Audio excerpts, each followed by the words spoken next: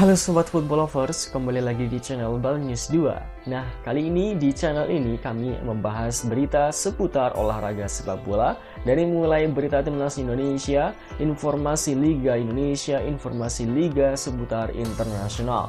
Bagi kalian yang belum subscribe channel ini, bisa langsung di subscribe dan nyalakan loncengnya agar kalian tidak ketinggalan video terbaru dari kami.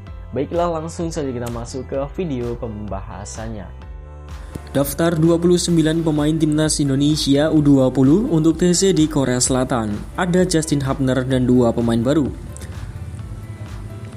Daftar 29 pemain timnas Indonesia untuk TC di Korea Selatan sudah dirilis.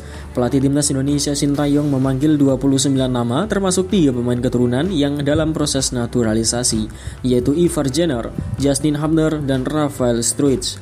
Sekedar informasi, Timnas Indonesia akan menjalani pemusatan latihan per awal pekan depan. Pemusatan latihan digelar di Jakarta terlebih dahulu sebelum berangkat ke Korea Selatan.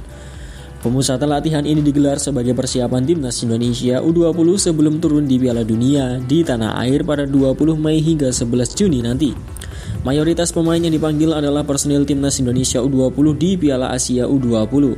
Namun ada satu pemain yang sempat dicoret jelang Piala Asia.